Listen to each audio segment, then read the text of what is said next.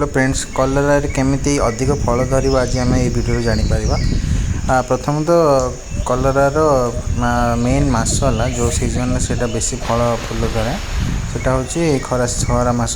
खरा मास आपड़ी लगे खरा मास हवा पूर्व से कलरार बेसी फल फूल भी धर जोटा कि आपणकर खरा मास सरवा टाइम भितर ही बहुत फल पाइपर।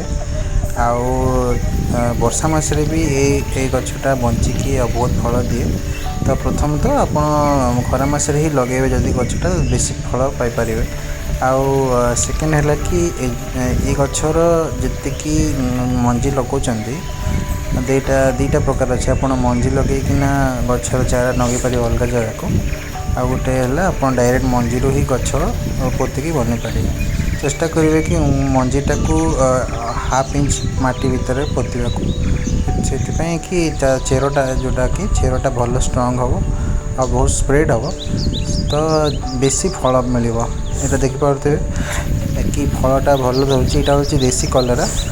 आउ मेन है यार जोटा कि आप दौर पेस्टिसाइड जोटा पोक मारे से पकई पारे। जदि फंगस लगुच कि पोक लगुच आप पेस्टिसाइड पकईपर मार्केट किणिकिना जोटा कि बेसी हार्मफुल हर्बाल पेस्टिसाइड भी मिलूँ से गुड़ाक आप यूज करेंगे आप गार्डन फार्मिंग। आउ सेकेंड है यहाँ खत भी बहुत जरूरी। आपण को जो ऑर्गेनिक कंपोस्ट खत आउ जो गाय गोबर खत जो आउची या फिर वर्मी कंपोस्ट भी यूज करेंगे। आपण घर जो पनीपरिया आसुचे जो तार जो फल चोपा आप फिंगी दौरान ताकू भी न फिंगिकिना माटी भितर पोतिकी किछि दिन पर ताकू गछर चेर पाखे पकईले सेटा भी भल आसे।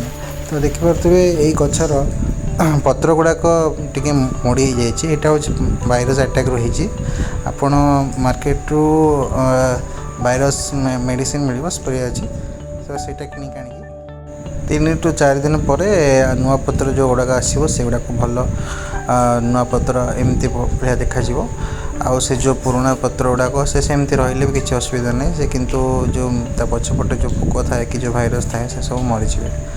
तो जदि आप भल गछ भल फल हाँ चाहते ताहले प्रथम रू ही टिके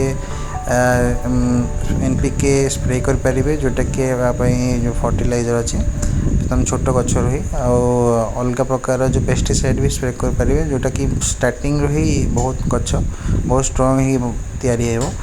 तो ता उपरे बेसी अन्य कौन भी जोटा कि अटैक होची सेटा हम ना जमीक धला पोक है कि अन्य किसी रोग है तो से गुड़ाक हम ना। तो आर जो मेन जिनस है आप खत यूज करेंगे भल।